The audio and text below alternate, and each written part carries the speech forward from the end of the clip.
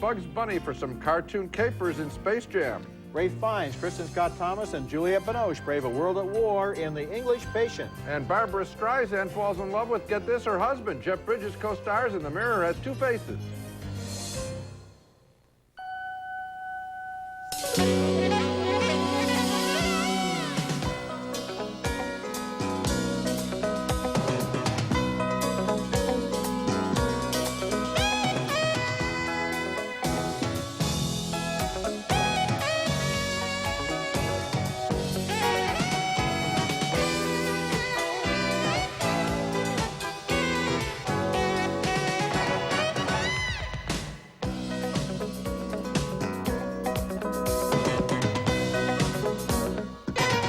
You guys making a big mistake.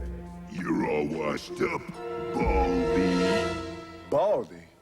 He is not washed up. Michael's the greatest ever. Shut up. No.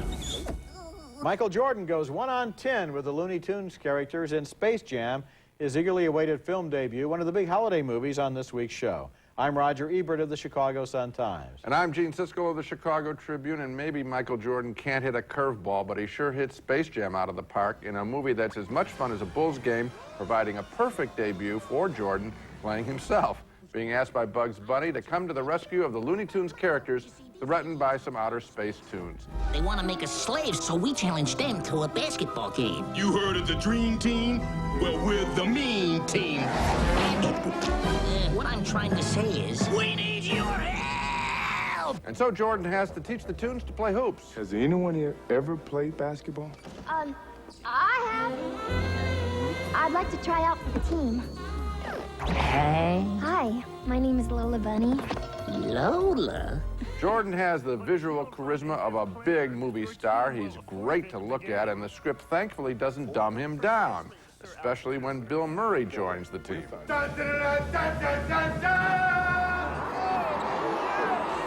Whoa, whoa, whoa! I didn't know Dan Aykroyd was in this picture. Hey, perhaps I could be of some assistance. That's our fifth guy. Thanks, Bill. Now you get to live up your dream. Let's go. All right, All right, we need to score 2 here's points. how I see it. Duck, Yeah. you kick it into the girl bunny. Yeah. Down in the post. You dish it back out to the guy bunny. Got You it. swing it around the mic over here. You go to the hole Bill. and dominate. We on defense. Oh, yeah. Whoa, I don't play defense. The centerpiece of Space Jam is the big game between the outer space monster tunes and Jordan's gang. What are you looking at?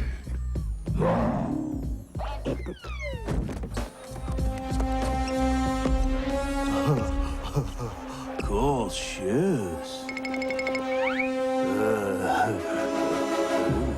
Ready?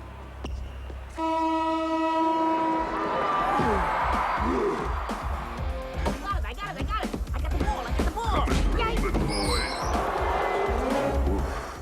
My only major quibble with the picture is that the animation of the outer space tunes before they become the attractive basketball monsters you just saw there is lame, bad Saturday morning TV stuff. But Michael, as is his usual role on the hardwood, saves the day on the big screen too. He's happy to be in this picture, and his enthusiasm is catching and absolutely charming. He wisely doesn't go the superstar fantasy route like Shaquille O'Neal did in the disastrous Kazam. No, he's simply Michael Jordan, probably the best character he's ever going to play. I think he actually has the potential to play other characters, too. Yeah. I think that he has a natural ease on the screen that I was kind of surprised to see, since so many basketball and sports stars, when they're transported to the movies, seem to be like fish out of water. They don't know what to do next except to act like they're at a press Well, conference. you know what? or He's something. been used smartly because it's a logical extension of the way he was started out visually in the TV ads with short sound bites. Yeah. They're a little bit longer here, but he's not given too much to do, just the right amount. Another thing I like was the high-energy animation of this film. I think it's state-of-the-art animation, and it's very good. You criticized the animation right at the beginning.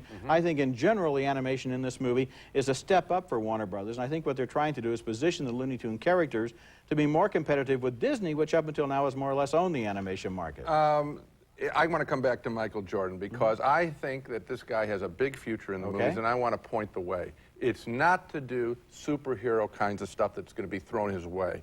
He already is one. He's Michael Jordan. I know that there's a script out there where he's supposed to play like a neighbor next door. That's the kind of thing that he can do. We know he's got the superpowers right inside his body. We don't need some manufactured genie like Kazam and Shaquille O'Neal. Coming up next, Barbra Streisand has to decide if her marriage is a mistake in The Mirror Has Two Faces. We share a passion for knowledge rather than a physical passion. Although if sex is something that interests you, I'm sure I can provide that on occasion. We're going to wear makeup today. I am wearing makeup. Well? Oh, my God. What the hell are you wearing? This happens to be an imitation Scozzy. You're the mother of the bride, not the opening act. Barbra Streisand plays an English professor at Columbia University whose sister, Mimi Rogers, is about to get married in that scene from The Mirror Has Two Faces. And their mother, played by Lauren Bacall, steals the show as usual. Streisand's character is never married, maybe because she lacks self-confidence and thinks she isn't pretty. But her sister answers a Lonely Hearts ad on her behalf, and she gets a call from a Columbia math professor, played by Jeff Bridges. I'm sorry about calling you tonight. I hope I didn't disturb you. So, are we on for Saturday night? Sure. Good. I'm looking forward to it. Well, I'll see. It's love at first sight when they go out together, or it would be if he were looking for love, but he's not. I do believe that two people, well, they can come together, even marry, for reasons that are more meaningful, more concrete than sex. A love that grows in time out of respect, love, trust, common interests. You ever notice how most friendships last longer than most marriages? Unfortunately for her, Streisand does believe in love, as she passionately explains to her students. Why? Because that experience makes us feel completely alive, where every sense is heightened, every emotion is magnified, our everyday reality is shattered, and we are flung into the heavens. When Streisand and Bridges get married, they have agreed to be good friends and not let sex confuse the issue. But Streisand isn't willing to settle for that, and eventually she asks him to make love. That wine, it made me warm. I can fix that. It's okay. The Mirror Has Two Faces is a movie about romance rather than a romantic movie. It's about what we look for, what we settle for, and what we dream about. And the relationship between the two very verbal professors leads to a lot of great dialogue. It's an unusual love movie, but then it's about unusual lovers, and I enjoyed it. I enjoyed it too, and there are some beautifully written scenes. Richard LaGravenese is the screenwriter, does a good job in some of the passages. I had one problem with the picture, which was that Streisand is a really smart professor when she's lecturing. And I know that there are people who are smart at work and dumb in love, but I thought she was a little bit too dumb in love. And I think that if he had challenged himself more in the screenplay, in the romantic part, and written her as smart, this film would have then kicked into a real high gear. I had exactly the opposite feeling, because I felt she was very smart in trying to deal with this man who presented her with quite a challenge, and the long excerpt from her college lecture, frankly, didn't seem to me to be Columbia or Ivy League level. It seemed to be kind of like popularized. So I think she was smarter in her personal life. Well, she's having a lot more trouble in her personal life, and she's quite successful in her professional life. That's right. Coming up next, one of the most ambitious movies of the year, The English Patient, a wartime romance with an international cast.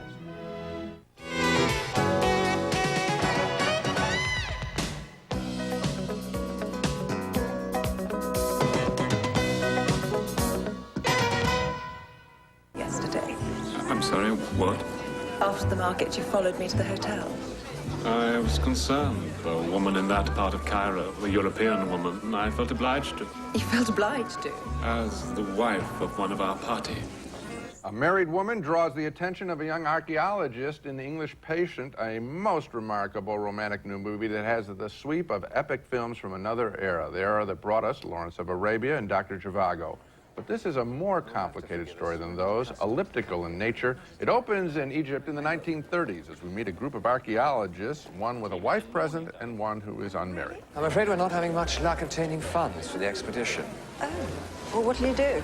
A more modest expedition, or even weightier. It's a disaster. Remind our families we still exist. Dear heavens, are you married, madam? Very much so. We all are. Save my friend, our Marshy here. They do have a torrid affair. That's Ralph Fiennes, the commandant from Schindler's List, and Kristen Scott Thomas from 4 Weddings and a Funeral. I can't work.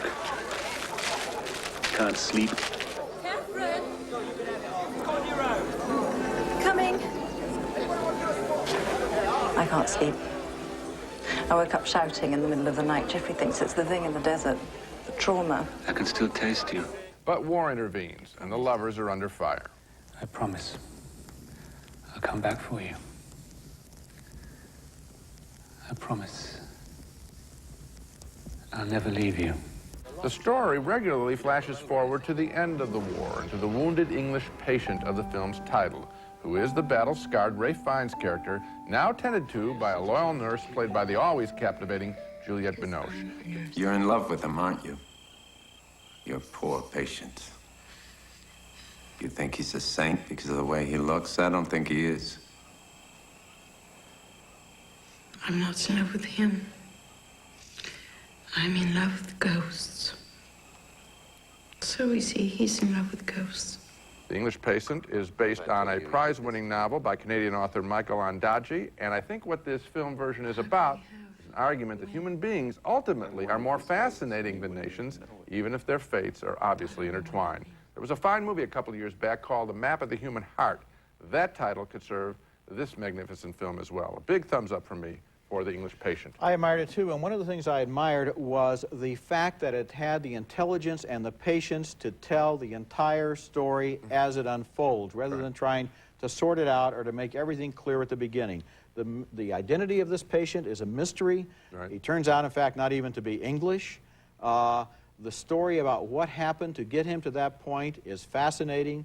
The fact that the mysterious visitor, played by Willem Dafoe, may know something about that story, but may withhold it, is interesting too. And then at the same point, you have intersecting love stories, including the sweet little love story between the nurse and the bomb disposal man who turns up, so that it balances out. It's nice. You know, people sometimes wonder if critics are different than regular moviegoers, and they are in one way. We put a premium on seeing things we haven't seen before, and so we like stories that aren't constructed linearly, that go across. It is exciting to put together the pieces of the puzzle of this film. It was, and you know, another thing, Juliette Binoche. Now, this is, as far as I know, a French actress. I've seen her now in several English language roles. She's flawless. She can play English, she can play American, she can do it, and she can do it well. She's really good in this film. When we come back, a new movie that combines the spiritual and the sexual, Breaking the Waves, is next. Luxury service in Southern California style, adjacent to Beverly Hills on LA's fashionable West Side. The Century Plaza Hotel and Tower, a Westin hotel. Bess!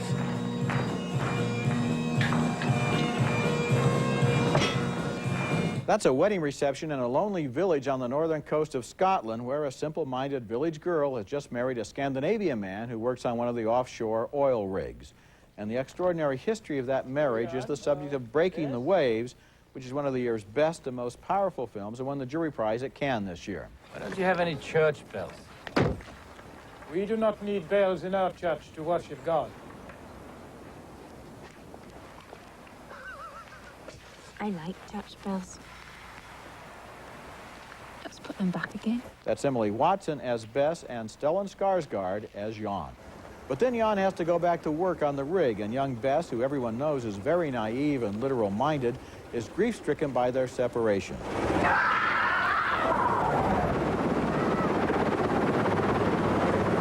Bess continues to be grief-stricken by her separation from her husband, and in one of the film's many unforgettable scenes, she has a conversation with God. I pray to you. Oh, please, won't you send him home? Are you sure that's what you want?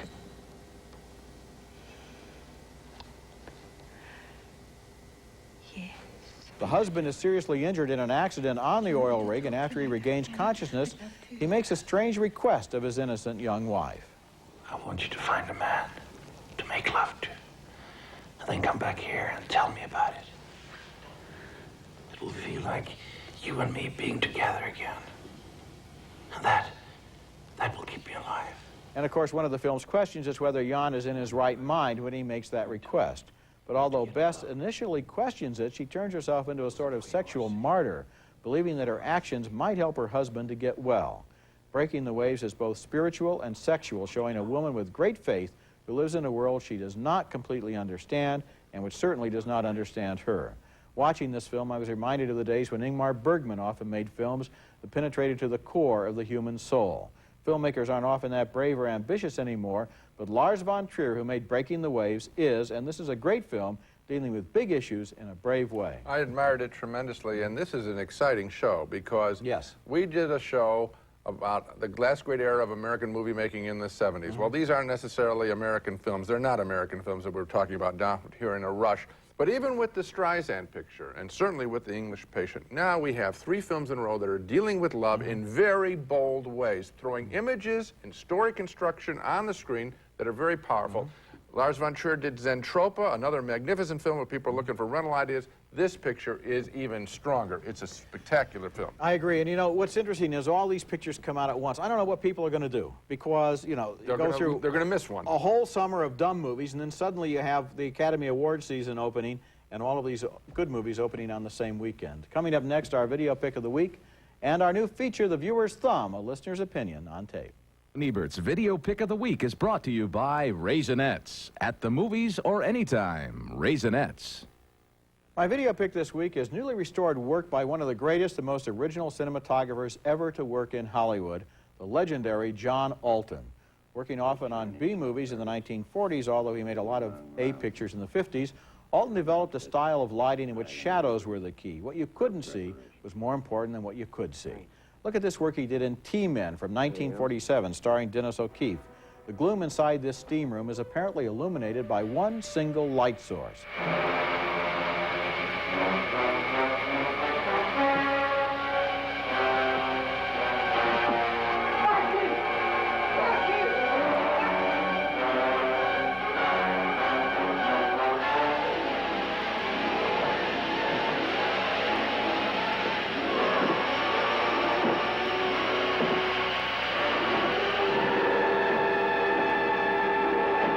Here's a scene from Raw Deal, made in 1948, also starring O'Keefe, this time with Claire Trevor.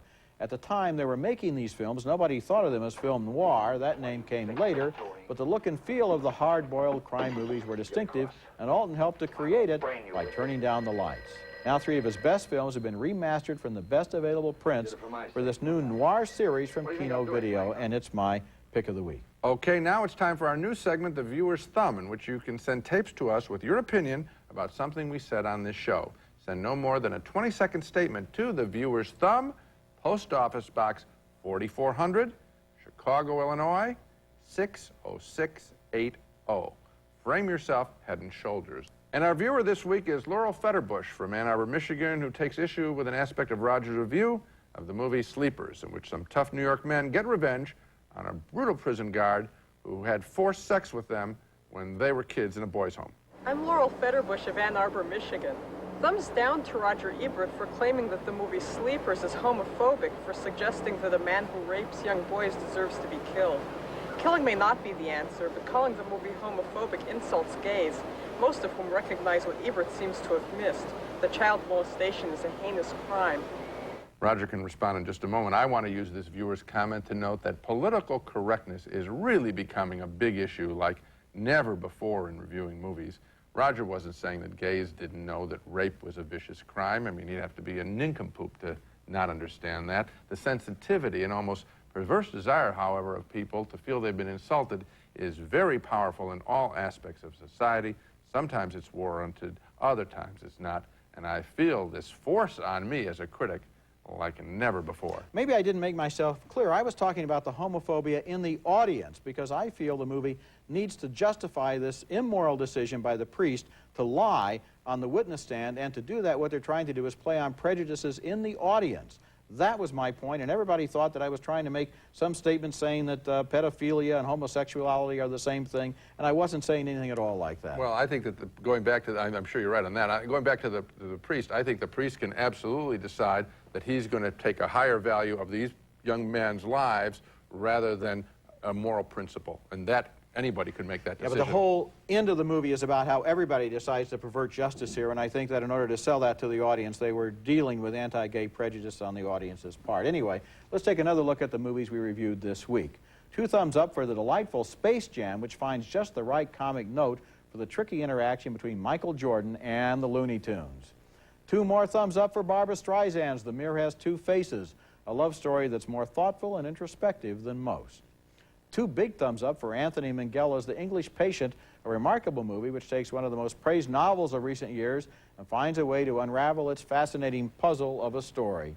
And 2 enthusiastic thumbs up for Lars von Trier's heartbreaking, visionary, Breaking the Waves, the story of a simple young woman who follows her love to its ultimate conclusion. The performance by Emily Watson deserves Oscar consideration. We made the point. 4 good movies. Very good films. That's it for this week. Next week, we'll be back with reviews of more new movies, including Jingle All the Way, a holiday comedy starring Arnold Schwarzenegger, and also Star Trek, First Contact. We are not going to lose the Enterprise. Not to the Borg, not while I'm in command. With the Enterprise battling... musical Oklahoma was shot twice. Take you out in the Surrey with the fringe on top. Once